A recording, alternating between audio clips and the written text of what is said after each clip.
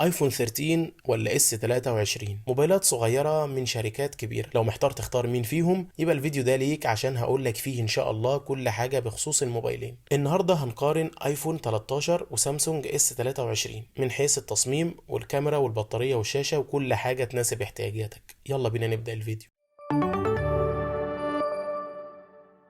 السلام عليكم واهلا بيكم في فيديو مقارنة جديد، واول حاجة بنبدأ بيها دايما هي التصميم قبل اي شيء. وبما ان دي مقارنة احب اقول لك ان التصميم مسألة ذوقية ترجع لك في النهاية، بس انا برضه هقول لك وجهة نظري وبعض التعليقات على التصميم. التصميم في الموبايلين ممتاز، وده طبيعي لان دي موبايلات من شركات كبيرة. كمان الخامات اللي مصنوع منها الموبايلين ممتازة باعلى جودة لانها بتيجي من الالومنيوم. طبعا كلنا عارفين الاطار الفلات اللي بيجي في الايفون، على عكس الاطار اللي فيه بعض الانحناءات البسيطه في سامسونج اس 23. وعلى الرغم من اني بفضل الاطار الفلات كشكل، الا ان الاطار اللي موجود في سامسونج اس 23 افضل وعملي، لانه هيخلي مسكه الموبايل مريحه. خامات الظهر في الموبايلين بتيجي من الازاز، ولكن في سامسونج اس 23 بيتفوق عشان البصمات مش بتظهر عليه بشكل واضح زي الايفون. شكل الايفون مختلف وليه وضعه وهيبته بس للبعض من الناس، وعلى الرغم من كده شكل سامسونج جميل وعملي، وانا شايف من وجهة نظري انه شيك. بس المشكلة الصغيرة في تصميم السامسونج انك ممكن تلاقي التصميم ده متكرر في موبايلات تانية فئة تانية من سامسونج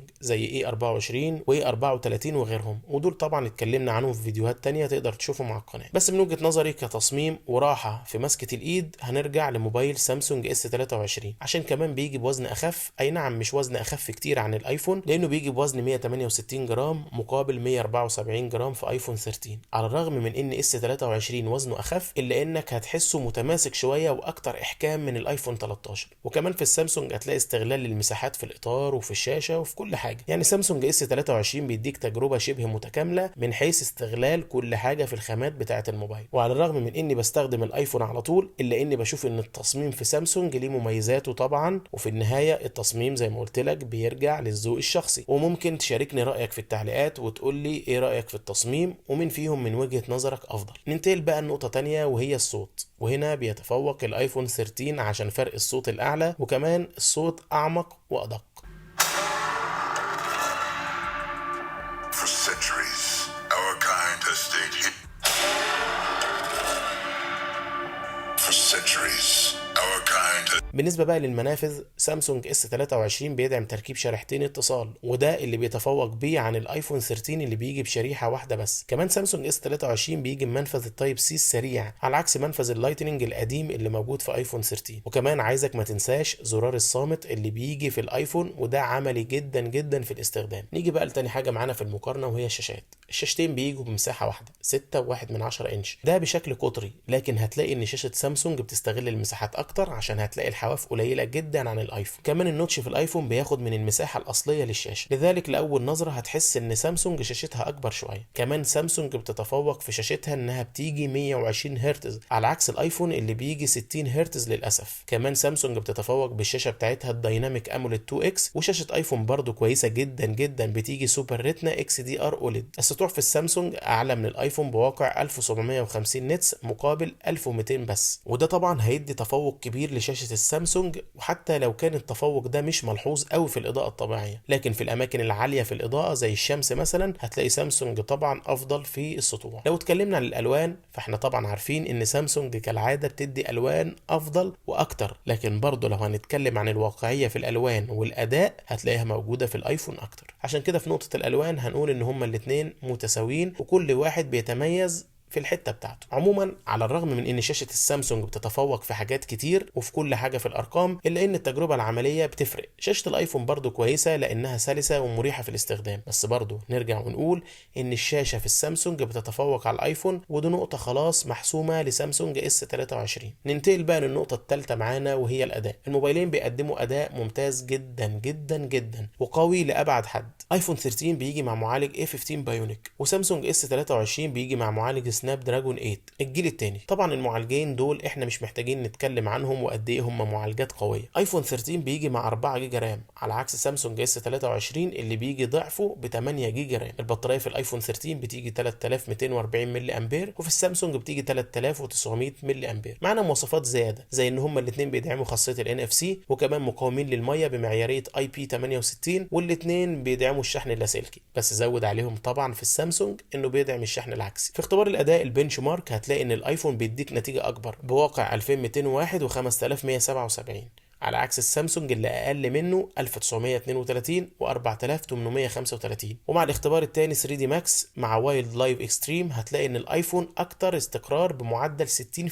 على عكس السامسونج اللي بيجي 47%، وده بيخلي ان الايفون اقوى شويه على الرغم من ان الجيل بتاعه مختلف عن السامسونج اس 23. لكن في الاستخدام العملي بقى هتلاقي الموضوع مختلف. سامسونج هتلاقيه في بعض التطبيقات والالعاب، وده بفضل الرامات الاعلى وسرعه قراءه الذاكره والشاشه ال 120 هرتز، كل دول هيديك اداء اعلى واعدادات لعب اقوى من الايفون بحاجه بسيطه. بس لو بنتكلم عن الاستقرار في الاداء والثبات هيبقى موجود في الايفون 13 مع ان الفرق بسيط، عشان كده ممكن نقول في النهايه ان الاداء متوازن. ننتقل بقى بعد كده للبطاريه والشحن. الموبايلين بعد 4 ساعات تقريبا استخدام متوسط، ايفون 13 بيوصل بطاريته لحد 65%، وسامسونج اس 23 بطاريته بتوصل لحد 62%. وهنا هنلاقي ان نقطة البطارية في الاتنين متقاربة جدا، عشان كده هنقول ان الاتنين بطاريتهم كويسة. بالنسبة بقى للشحن هنجيب شاحن مشترك وهو شاحن يو جرين 25 واط اللي هنلاقيه بيشحن الايفون لحد 50% في 27 دقيقة، مقارنة بالسامسونج اس 23 اللي كان بيوصل لحد 50% في 36 دقيقة تقريبا. وهنا هنلاقي التفوق في الشحن في اول 50% رايح للايفون، بس عشان تشحن الايفون لحد 100% محتاج ساعة و38 دقيقة، على عكس السامسونج اللي هو اقل منه بيجي بساعة و32 دقيقة. طبعا في السامسونج بياخد وقت اقل، لكن التجربة او النتيجة في الاخر متقاربة، خصوصا ان ال 50% الاولانيين كانوا محسومين للايفون. اما بقى لو هتجيب الشحن الاصلي بتاع السامسونج اللي هو 25 واط العادي هتلاقيه بيشحن الموبايل لحد 100% بساعة وربع تقريبا بدل ساعة ونص، وده طبعا هيديه افضلية عن شاحن يو جرين ال 25 واط اللي كان موجود كشاحن محايد، لان في النهاية كل شاحن وليه تكنولوجيا خاصة بيه. ننتقل بقى للنقطة اللي بعد كده وهي الكاميرات. سامسونج اس 23 بيجي بكاميرا ثلاثية، الاساسية اللي في النص بتيجي 50 ميجا بفتحة عدسة اف 1.8، والثانية الالترا وايد 12 ميجا بفتحة عدسة اف 2.2، والكاميرا الثالثة اللي هي التليفوتو 10 ميجا بفتحة عدسة اف 2.4. اما بقى في الايفون الكاميرا بتيجي ثنائيه، الاولى 12 ميجا الاساسيه بفتحه عدسه اف 1.6، والثانيه الالترا وايد 12 ميجا بفتحه عدسه اف 2.4.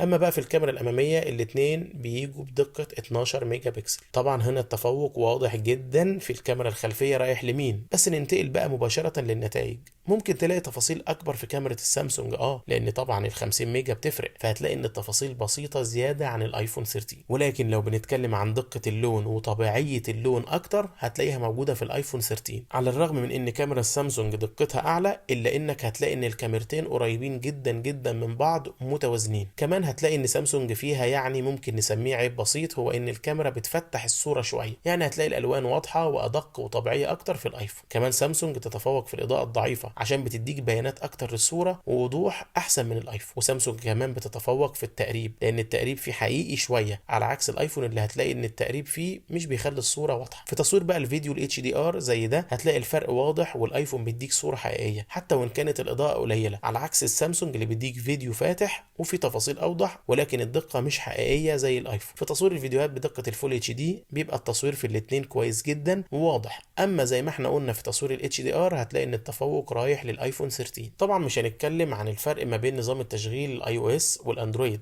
لان طبعا كل واحد عارف الفرق منهم وعارف ايه اللي بيميل له اكتر. دي كانت كل حاجه تقريبا عن الموبايلين. لو انت بتفكر في موبايل قيمه مقابل سعر يبقى خليك في الايفون. بقول لك كده مش معناه ان السامسونج مش قيمه مقابل سعر، لا بالعكس هو قيمه مقابل سعر برضه، لكن الايفون بيحفظ قيمته على مر الوقت وبيفضل ماسك سعره، فده تقريبا استثمار ناجح انت ممكن تحط فلوسك فيه. كمان الايفون بيتفوق في حته تصوير الفيديوهات وخصوصا بالاتش دي ار، وكمان تقدر تحملهم بدقه عاليه على مواقع التواصل الاجتماعي. اما بقى سامسونج برضه قيمه مقابل سعر عشان هتاخد منه ساعه تخزين اكبر، كمان شريحتين اتصال، والاهم من كده شاشه احسن بكتير، كمان معاك الكاميرا في الصور افضل شويه من الايفون من بعض الزوايا، لكن الفيديوهات زي ما قلنا في الايفون احسن. دي كانت المقارنه اللي احنا عايزين نتكلم فيها، وطبعا ما تنساش تكتب لي في التعليقات وتشاركني رايك وتقول لي ايه الموبايل اللي انت اخترته من وجهه نظرك واخترته ليه. وطبعا ما تنساش لو عجبك الفيديو تعمل لايك، وكمان اعمل اشتراك في القناه عشان يوصلك كل جديد ان شاء الله. شكرا على المشاهده، وشكرا 37,000 مشترك. مع السلامه.